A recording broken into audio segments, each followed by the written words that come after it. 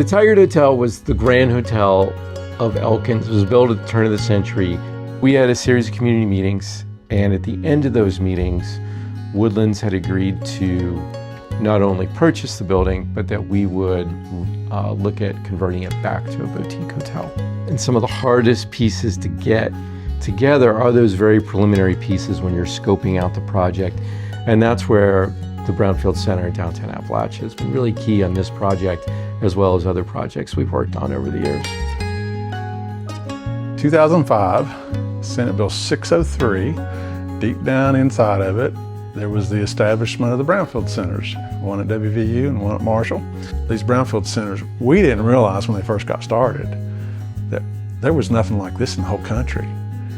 A brownfield is defined by EPA as a property whose redevelopment is being hindered or slowed by the presence or potential presence of environmental contamination. So we work a lot with community stakeholders, local governments, and economic development agencies to take an old blighted site and a liability in a community to make it an asset. Brownfields is about the quarter-acre gas station property, the dry cleaner lot, that vacant property that nobody knows about.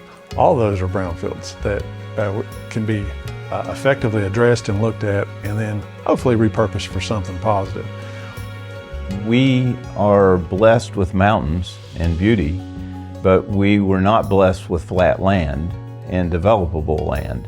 And the land that we had already been developed, had been used by industry, and a good way to look at that was to say, how do we get the land that we have that has some contamination to it back into productivity? Senator Plymel in the legislature, Ken Ellison at West Virginia DEP at the time, put their heads together and came up with this idea of these two centers that would help communities access that federal funding, educate the general public about brownfields, help identify sites, and work with the DEP, work with the development office, and work together to help educate communities and redevelop those brownfields. The center at the time, we had to be more optimistic and more risk-taking than other entities, because when the phone calls came in and said, hey, I'm interested in this project, what can you tell us about it, or can you help us? The people that were calling us at the centers had already been told no over and over and over again. So it was really a belief that I think George and I both shared, that if we collaborated together, that we could serve all the communities of West Virginia better. We needed to be safe environmentally first. We have to be able to make a good economic development pitch, and we have to have a champion. And by doing those things together, then we can grow and do all these other great things.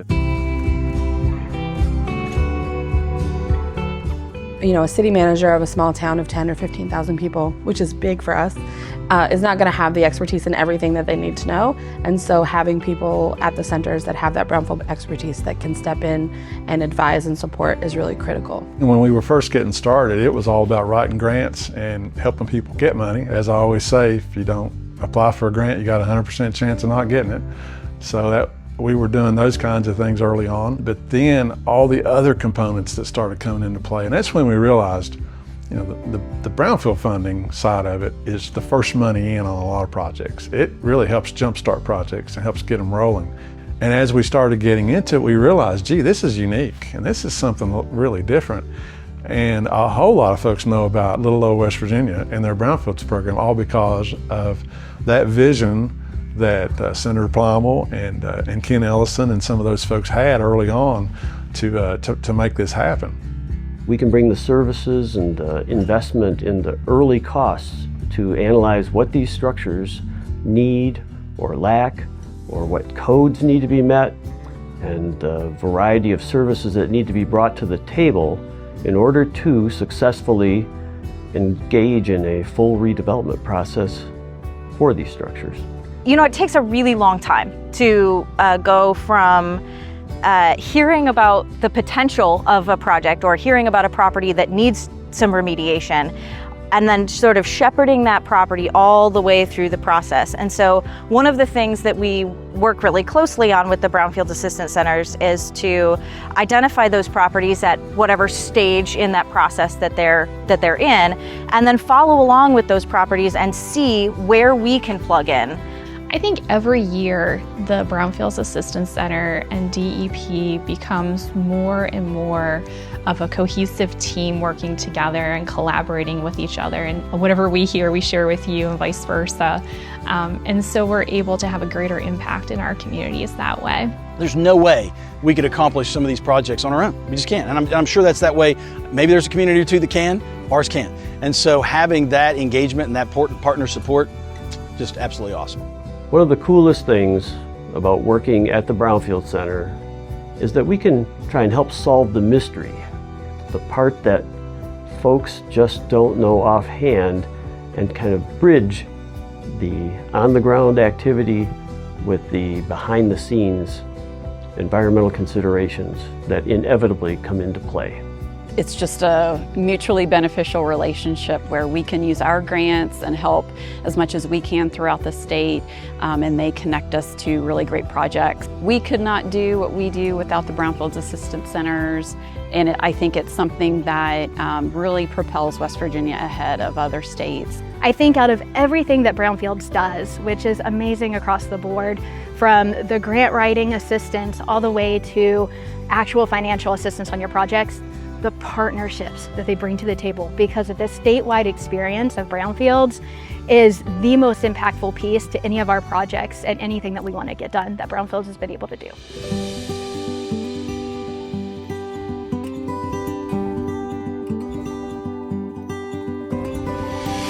The Stats Building was constructed, we think, about 1920, 1922. It was designed by the first registered African-American architect, John C. Norman, and it had been derelict over the last 20 years or so, sort of abandoned slowly. And my father and I got together and sort of came up with this creative financing model along with some great entities, including Brownfields. So this wall is locked in with the one upstairs, so that the chases are easier for utilities and stuff. That was all the historic tax credit kind of requirements to meet all those? Had to get at least like the footprint laid out, like where the walls would be for the part 2. Brownfields helped us get drawings essentially, and that allowed us to pursue financing, apply for new market tax credits, for historic tax credits, and it was tremendous for the project. It just would not have happened without the support of Brownfields. I think that this was the first time that we actually showed this can be done, this is how we see it can be done, and it's worked very well. Having a whole cohort now of communities and people who are trying to address these projects, figuring out how do you make this work in West Virginia, in very rural communities, it's been key for us. I mean, this kind of peer exchange is exactly how we've been able to move the needle in Elkins, and I think how we're going to be able to move it forward as a whole state. It's really rewarding when you get to work with a community or a developer, and then, you know, months or years later, you get to drive by that site and see it in a brand new reuse, and it's improving the quality of life for our citizens. It's creating jobs. It might be creating parks for our kids, and it's just really rewarding to know that you had a part of that.